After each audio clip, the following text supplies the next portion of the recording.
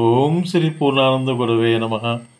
మహద్గురువు శ్రీ పూర్ణానంద స్వామీజీ వారి మహిమలు, భక్తులు శిష్యులు పొందిన అనుభవాలను ధారావాహికంగా చెప్పుకుంటూ ఉన్నాం. అప్పాస్వామి గారికి శ్రీ పూర్ణానంద స్వామీజీ వారు అఘోర మంత్రము, యంత్రము, రుద్రాంకుశమాల ప్రసాదించారు. ఆ సందర్భంగా శ్రీ పూర్ణానంద స్వామీజీ వారు ఒక సంఘటన గురించి చెప్పారు. ప్రారంభ దీక్షా కాలంలో ఈ మహామంత్ర దీక్షను శ్మశానంలో చేస్తూ ఎముకలను జపమాలగా కంఠాభరణంగా వాడుకోవటం జరిగింది అని చెప్పి స్వామీజీ వెల్లడించారు. అప్పుడు వాళ్ళు చూసి భయపడిన వారంటూ ఎవరూ లేరట.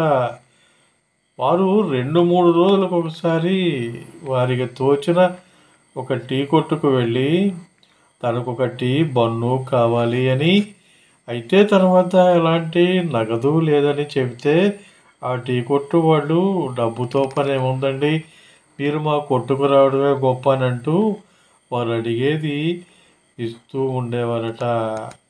ఎందుకంటే ఆ రుద్రావతారుడు ఏ కొట్టు నుండి ఏమి తీసుకున్నా ఆ రోజు వాళ్లకు బంగారం పడినట్లే కదా. అది విన్న అప్పాస్వామి గారికి కొంత భయం వేసింది. భయంగానే, అప్ప మీరు సాక్షాత్తు ఆ రుద్రావతారులు కదా, శ్మశానం అంటే మీకు ఆటస్థలం, అయితే నేను కేవలం మానవుడను. శ్మశానం అని అంటేనే నాకు చేతులు కాళ్ళు వణుకుతూ ఉన్నాయి. మరి నేను రాత్రనక పగలనక మీలాగా శ్మశానంలో కూర్చుని ఈ జపం చేయటం ఎలా సాధ్యం అని అడిగారు అప్పాస్వామి గారు. అప్పుడు శ్రీ పూర్ణానంద స్వామీజీ వారు నవ్వుకుని, నిన్నెవరు శ్మశానానికి వెళ్ళి దీక్ష చేయమన్నారు, నీవు శుభ్రంగా మీ ఇంట్లో శివలింగం ముందు కూర్చుని చేస్తే సరిపోతుంది. మేము ఆ విధంగా ఎన్నో చేశాం, మేము నీకు ఇస్తున్నాం, ఇది 1 లక్ష జపం చెయ్యి, సిద్ధి కలుగుతుంది అని అనుగ్రహించారు శ్రీ పూర్ణానంద స్వామీజీ వారు.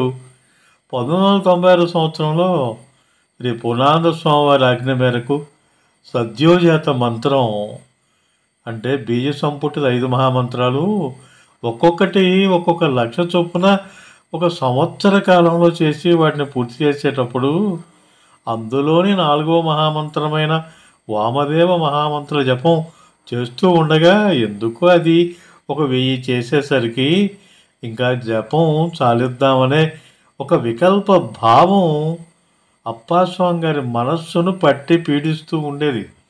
బలవంతంగా కూర్చుంటే తలనొప్పి, ఒడి నొప్పులు అనిపిస్తూ ఉండేవి. ఏదో ఒకటి తనను కూర్చోనివ్వటం లేదు. అప్పటికే తాను తన ఇంటి ప్రహరీ గోడ దాటకుండా ఆ మహామంత్రాలు 10 నెలల నుండి చేస్తూ ఉన్నాను. ఇంకో 2 నెలలు చేస్తే శ్రీ పూర్ణానంద స్వామి వారు చెప్పిన సంవత్సర కాలం పూర్తవుతుంది. ఇంతలోనే తనకు ఆ వామదేవ మంత్రంపై వికల్ప భావం ఏర్పడిందే. చివరకు తానది తన తండ్రి గారికి చెప్పారు అప్పాస్వామి గారు. వారు అప్పుడు అన్నారు, శ్రీ పూర్ణానంద స్వామి వారి వద్దకు వెళ్ళమని చెప్పి. ఆ విధంగా అప్పాస్వామి గారు తనకెప్పుడూ సహాయపడుతూ ఉండే సుబ్బయ్య గారితో కలిసి ఉదయం 7:30 గంటలకు అనంతపూర్ నుండి శ్రీశైలం వెళ్ళే బస్సు ఎక్కారు. సాయంత్రం వీరు ఆశ్రమం చేరేసరికి స్వామీజీ తమ గది వెనుక ఉన్న వేప చెట్టు కింద కూర్చుని ఉన్నారు.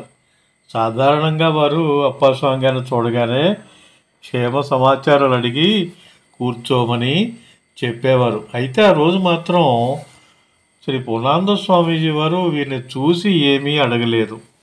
అప్పుడు అప్పాస్వామి అన్నారు, అప్ప నేను మీరు చెప్పినట్లుగా దీక్ష ఆచరిస్తూనే ఉన్నాను, కానీ ఈ వామదేవుడు నన్ను కూర్చోనివ్వటం లేదు, జపం చెయ్యనివ్వటం లేదు అన్నారు. అది ఎంతగానో తనకు బాధగా ఉందని కూడా చెప్పారు. అయితే అప్పాస్వామి గారి ఆందోళనను చూసిన స్వామీజీ అన్నారు, నా నా నా అని ఉచ్చస్థాయిలో రాగం తీశారు. అర్థం కాని అప్పాస్వామి గారు ఇదేంటి, తాను ఎప్పుడైనా ఇలాంటి విషయాల గురించి అడిగితే ఉత్సాహంతో తన సందేహాలన్నిటినీ క్షుణ్ణంగా తొలగించి 10 మాటలు చెప్పేవారే స్వామీజీ. మరి ఇప్పుడు తను చెప్పేదేమీ విననట్లుగా రాగం తీస్తున్నారే అని విస్తుపోయారు. మరలా అప్పస్వామి గారు తన సమస్యను విన్నవించారు. అప్పుడు కూడా శ్రీ పూర్ణానంద స్వామి వారు నా నా నా అని మధ్యస్థాయిలో రాగం తీశారు. తనకేమీ అర్థం కాలేదు.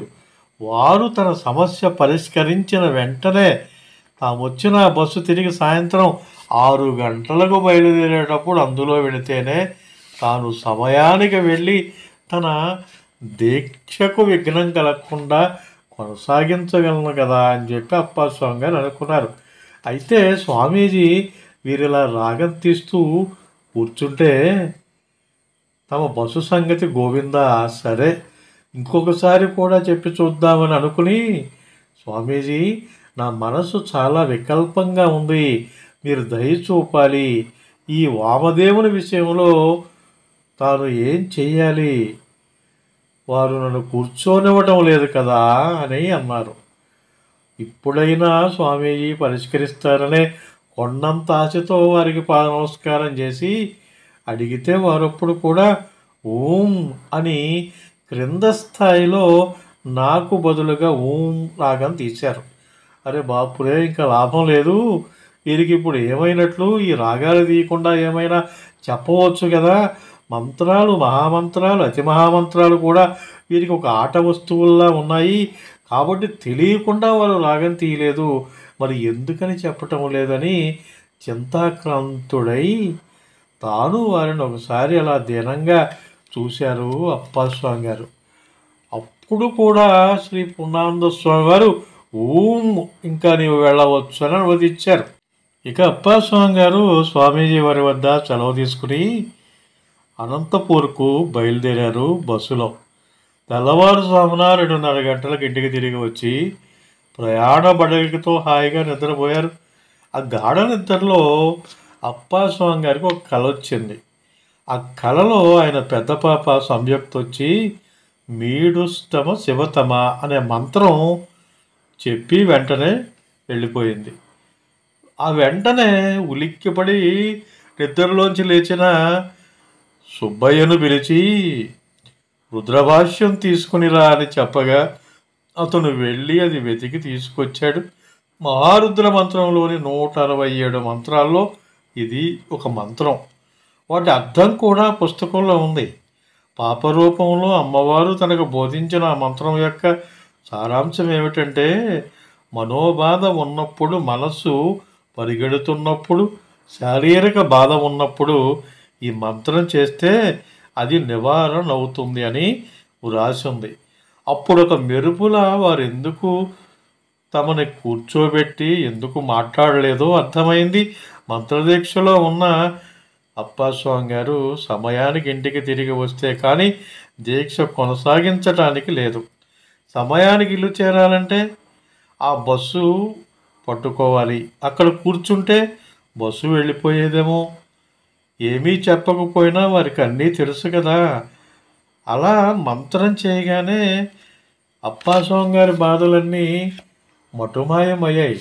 సంవత్సర కాలం చేసిన ఆ దీక్షానంతరం మహారుద్ర యజ్ఞం చేసి శ్రీ పూర్ణానంద స్వామివారు ఆదేశించినట్లుగా 5గురికి 2 శివలింగాల ప్రతిమలు దానం చేసి మళ్ళీ సుబ్బయ్యతో కలిసి స్వామీజీ వద్దకు వెళ్ళి, స్వామీజీ మీ దయ వల్ల అంతా దివ్యంగా జరిగిపోయింది, అలాగే వామదేవ మంత్రానికి మీరు రాగం తీసి నన్ను పంపిన రోజు రాత్రి మా పాప వచ్చి ఉపాయమంత్రం చెప్పిందని విన్నవించారు అప్పస్వామి గారు. అప్పుడు స్వామీజీ అన్నారు, ఆవిడ నీ పట్ల ఉన్నది అని, అమ్మవారు తనకు తోడున్నారనే అర్థంలో 2 మార్లు శ్రీ పూర్ణానంద స్వామీజీ వారు స్పష్టం చేశారు. మరిన్ని విశేషాలు తదుపరి భాగంలో చెప్పుకుందాం. శ్రీ పూర్ణానంద అనుగ్రహ ప్రాప్తిరస్తు.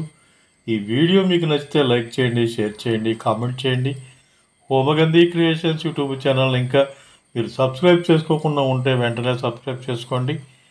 మరిన్ని వీడియోల నోటిఫికేషన్ ముందుగా మీకు రావాలంటే పక్కనే ఉన్న బెల్ ఐకాన్ని ప్రెస్ చేసుకోండి. ఆ ఆప్షన్ని యాక్టివేట్ చేసుకోండి.